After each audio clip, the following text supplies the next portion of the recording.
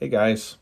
Um, all right, so let's review for this upcoming test over chapters 15, 16, and 17. Okay, so we're having this long range from Egypt to Greece to Rome, the Middle Ages or the Dark Ages, all the way to the Renaissance.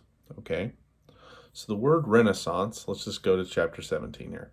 The word Renaissance is French and it means rebirth. And what's it a rebirth of?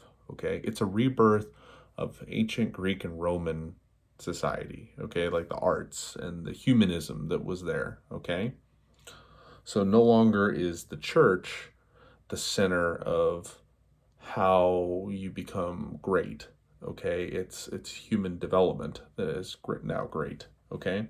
So in this chapter we have Renaissance, Baroque, and Rococo. Rococo is like essentially a French version of Baroque, but we'll get into that, okay? So right off the bat, we have humanism, which is a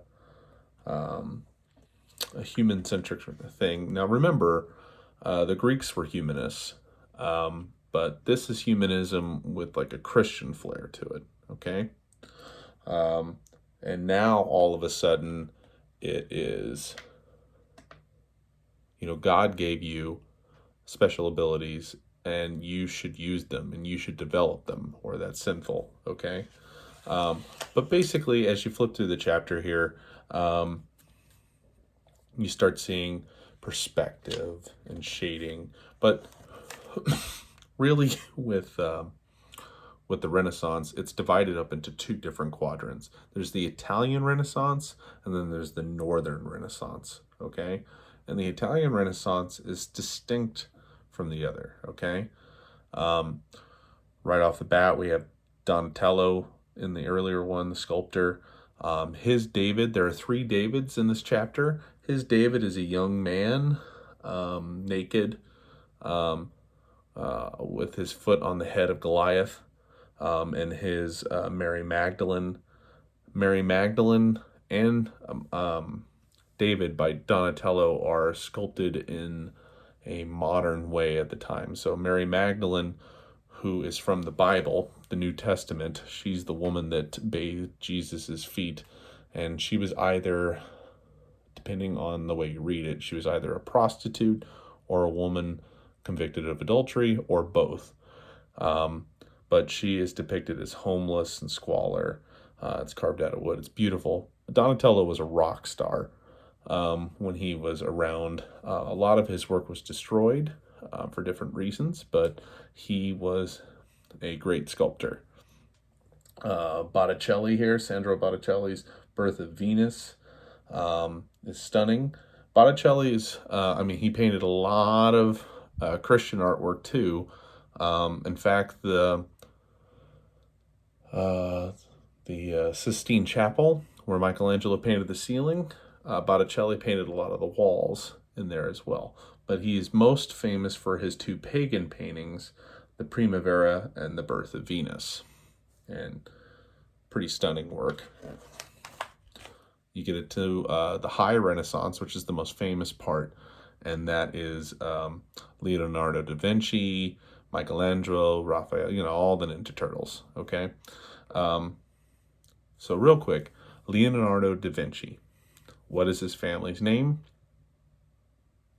That's right, he doesn't have one. What his name means is Leonardo of Vinci. Vinci is where he's from. Leonardo was a bastard, and his father didn't accept him for quite a while until he showed that he was a genius. Then his father had him educated, and Da Vinci went on to not only be a master of art, but of science, engineering, and so on. He is what we call a Renaissance man now. The character of Tony Stark for Marvel, Iron Man, is loosely based off of Leonardo da Vinci. So Vinci was genius, okay?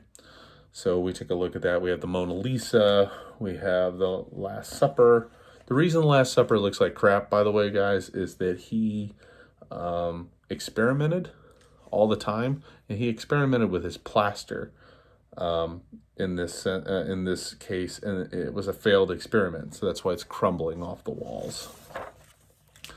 Michelangelo Buonarroti, otherwise known as just Michelangelo, was a sculptor, a very, very famous sculptor, probably the most famous sculptor of all time. However, he's most well known for the painting of the ceiling of the Sistine Chapel.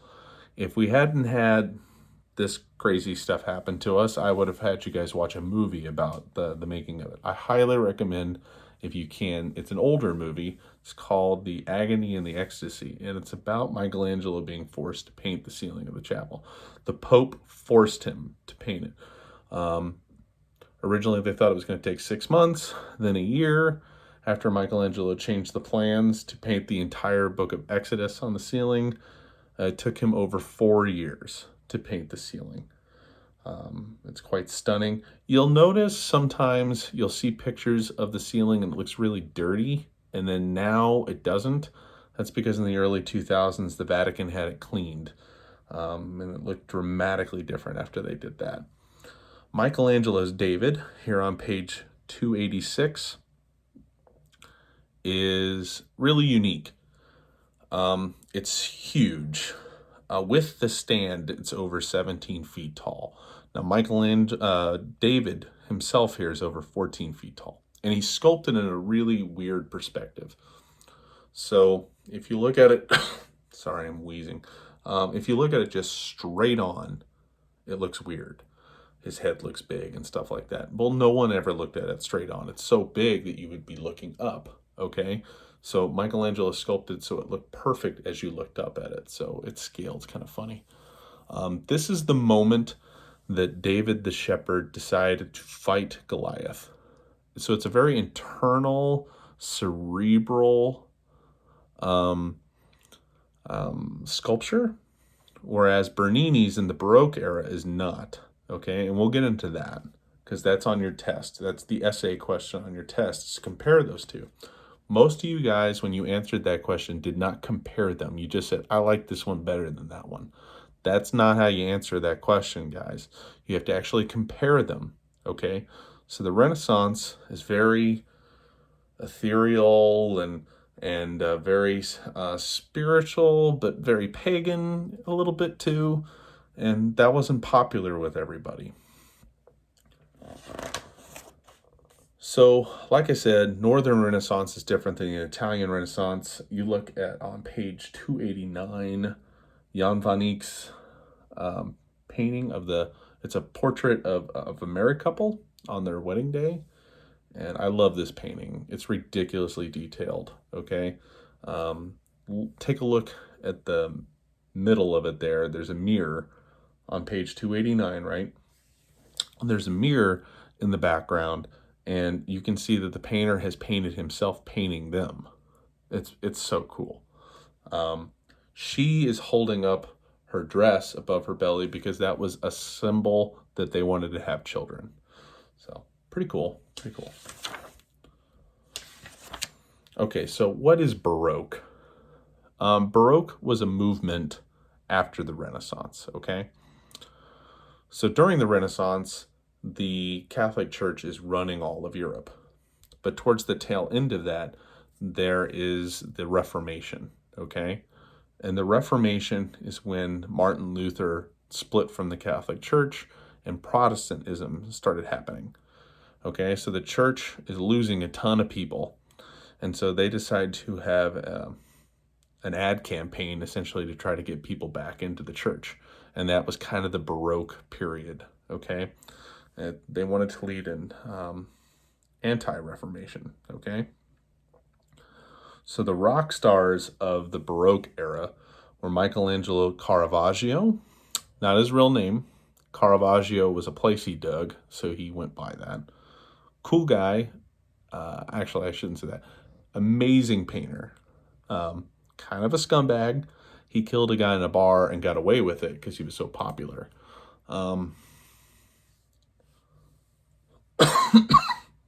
Bernini was definitely a rock star. So Bernini's David, let's get into Bernini's David real quick here. If you take a look at that on page 293, and then if you want with your book, you can look at it on page 286, okay? Flip back and forth between Michelangelo and Bernini's, okay? So Michelangelo's is a massive statue, okay? And Bernini's is life-size. It's about 6 feet tall. So this isn't by accident.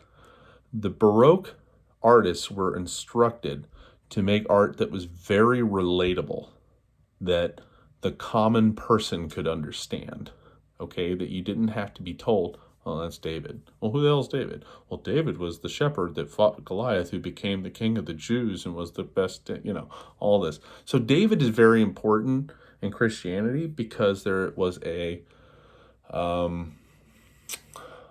prophecy that the Messiah would come from David.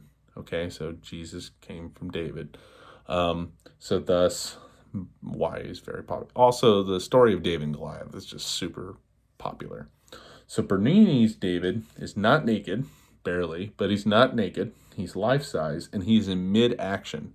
It's not before the action, okay? So it's very easy to understand. So if you're going to compare and contrast these, you talk about how Michelangelo's is a very cerebral, monstrous, godlike thing with a perfect physique that's all very cerebral, and it's the moment when he's going to fight.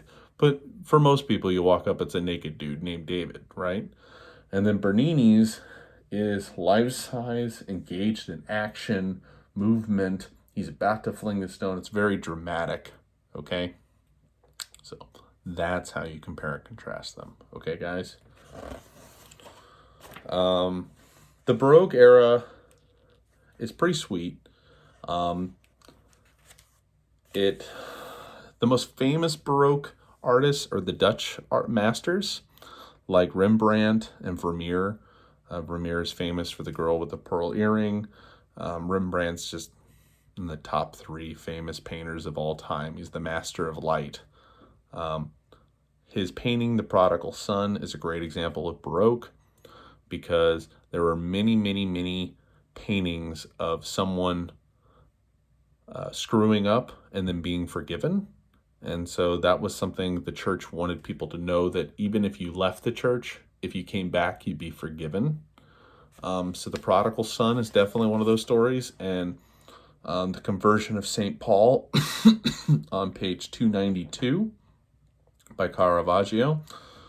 St. Paul, his name was Saul, and he was a Christian killer, and he murdered lots and lots of Christians. And then one day, traveling, he was knocked off his horse by the Holy Spirit and converted to Christianity in that moment. And he became, he wrote most of the New Testament. So these ideas of screwing up and then being forgiven are popular. So let's get into Rococo. Rococo was a very specific version of all of this, and it's very French. It's stunningly beautiful. The Palace of Versailles in your book, here's the Hall of Mirrors, is a beautiful example. Whenever people envision like castles and princesses and all that stuff, okay, guys, they're thinking of Rococo, okay, on salons of Paris. So, salons, like for instance, this one here in your book, these were areas that like ladies would invite other ladies in and they'd sit and gossip and dish, okay? So that's why hair salons are called salons, okay? But a lot of Rococo's art were about the indulgences of the aristocracy and fantasy and love and, very dreamy paintings like this one. I don't love the subtext of a lot of Rococo art, but there is no doubt Rococo is stunningly beautiful. Okay? All right. So what do you guys need to know for your test? All right? I just spent 15 minutes reviewing all that information, okay? And that's because I wanted to cut through a lot of the data that's in that chapter, just so you guys understand it. So take out notes right now, write this down. Okay, I'm not going to tell you the answers, but I'm going to tell you basically what's on the test. Okay? So, one of the first questions, and you'll know this question, are what are the three broad stages of Greek civilization? You know that from the quiz, okay? And just in case you didn't know it before, it's archaic, classical, and Hellenistic, okay? All right. So the terms you need to know for the test are classical art, Hellenistic, Renaissance, Gothic, humanism, iconoclast, Constantine, and Rococo. You need to know what the Baroque era was so that if I have a true or false question about the Baroque era, you'd be able to answer, okay? And then you need to know what the differences and similarities were of the Italian and Northern Renaissance, okay? All right. So your essay question will be, compare the Renaissance David by Michelangelo and the Baroque David by Bernini. And I want a real essay. Okay, this will be a big chunk of your test. All right, so don't write one or two little piece of crap sentences. I want 2 paragraphs at least, so you can talk about the similarities and the differences. You know, they're both carved out of marble. They're both of David. That's about the similarities and then the differences, okay? I don't want any personal opinion. This isn't personal, okay? It's really comparing them, and within that you tell me what the differences between the Renaissance was and what the Baroque era was, okay? So this test will be similar to, like, you know, obviously I got to do it through Blackboard, but you can use your book, you can use your notes, so I don't cut you any slack. All right, you have all the answers right there. Okay, so take your time. I'll put a 2 hour. I mean, you don't need that long, but I'll put a 2 hour limit on it. But yeah. All right. Well, good luck, guys. Take care.